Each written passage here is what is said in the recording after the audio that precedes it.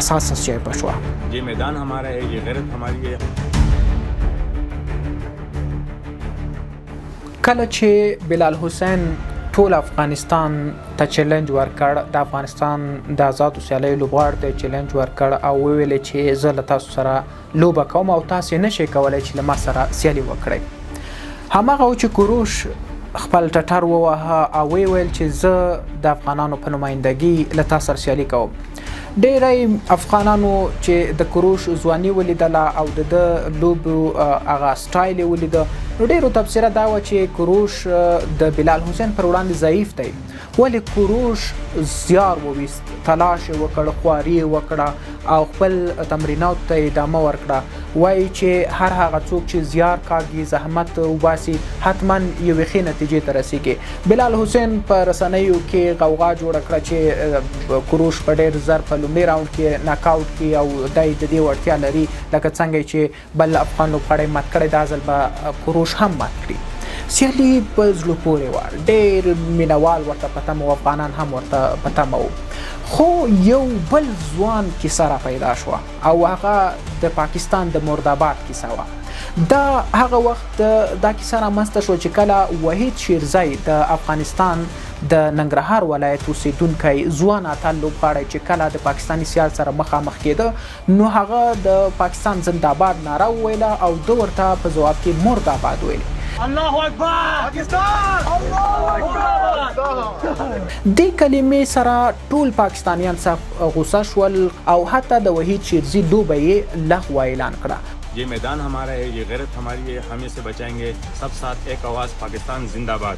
نو دلته دوه سیالۍ سوې، یو د کوروش سیالي د افغانانو لپاره مهمه وه او د وحيد شيرزي ماته د پاکستانیانو لپاره ډیره مهمه وه. لوبه ډیره په زړه پورې سوه او لوبې شروع شوې. د اف ټي سازمان لومړۍ سیالي ترسره شوه. افغانانو کې مورال پیدا شو، انرژي پیدا شوه. لوبه حساس شیدو ته تللې، یو دوه سیالي زموږ داسې راغلې چې ډېرې تړلې او سختې وې، خو بیا هم افغان اتلانو ته پکې بریا خپله سوه. راځو مهمې سیالۍ ته. کله چې د وحيد شيرزي لوبه راغله، نو ډېر مینوال راغلل او د وحيد شيرزي سیالۍ ته په تمه و چې دی به اوس ماتیږي او دوی به خپل د پاکستان زنده‌باد نارې وهي. وحيد شيرزي د دې سیالۍ لپاره ډیر تلاش کړی و. مخکې له د ځینې خبرې چې زما ورسره شوې وې، د سیالۍ لپاره د ډیره چمتووالی نیولی و.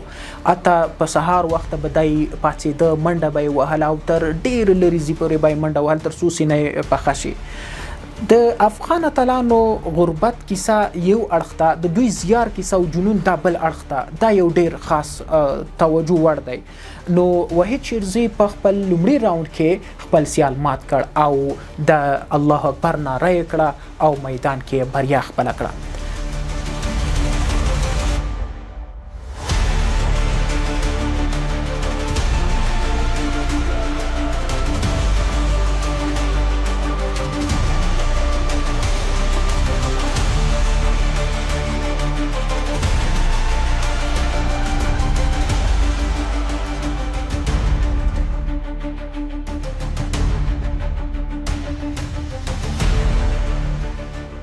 لوبه لا ختمه نه وه چې د ده لپاره زین په نوم یو هلک راپورته شو او ده ته یې چیلنج ورکړ.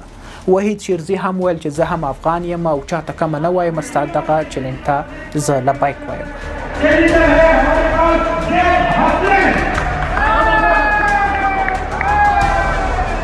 او دا سیالي به په راتلونکي پړاو کې ترسره کیږي چې ډیر پاکستانیانو ته مهمه ده. مهمه د دې منځ کې دوه ډېرې مهمې سیالۍ وشوې. د فیض احمد ډېره مهمه سیالي وه چې ډېر تخنیکي سیالي یې وکړه او ډېر پیاوړی و. واقعا مبارکي ورته وایي، ده هم خپل رقیب مات کړ.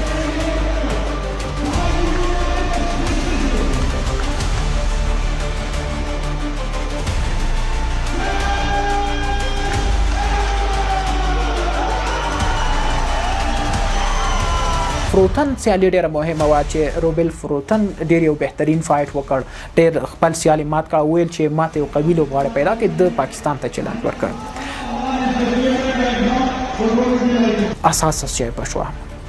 افغانان هم د موبایل د لارې دا سیالي کتله، ځینو ټلویزیون د لارې کتله. غږ شو چې د افغانستان کوروش رجبي میدان ته داخليږي. افغانان د کوروش رجبي مسکا ولیدله، جذبه ولیدله، ډاډه شول چې کوروش کولی شي. کله چې میدان ته بلال حسین راغی او کوروش راغی نو بلال حسین هم ډېر زړور او ډېر برګ یې کوروش ته کتل. خو کوروش چې په لومړي راوند کې کله د 2 فني ضربې بلال حسین ته ورکړې، بلال حسین له هوشه ووت او لوبه کې ګنګسیت یې پوره شروع شو. نو کوروش خندا شروع کړه، مسکا شروع کړه. هغه مسکا چې کله بلال حسین زموږ افغان لوبغاړی پر خپلو البو او ارنج باندې وهه او خندا یې کوله چې دی کمزوری دی، یو قوي راولی، کوروش هم خندل ورته، ویلې چې پاڅه اوس لوبه وکړه. پر بلال حسین وینې راماتې شوې او ودرېدلو توان یې نه درلود، ولې کوروش خپل د افغان ورور غچ واخیست او ډېر لوی توپیر سره یې دا سیالي وګټله.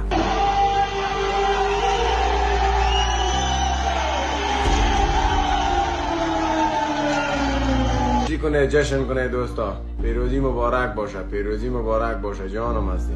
یک فایت خونین پر زد و خورد. کوروش از حمایت مردمی برخوردار هست. بیاین که این پرچمدارا را، همین ورزشکارا را، همین کسی که به نام افغانستان فایت میکنه در گونه دنیا که هست تخریب نکنیم، حمایت کنیم. IFT سازمان 9 سیزن پای ته ورسید او 10 سیزن ته موږ هم په انتظار یو.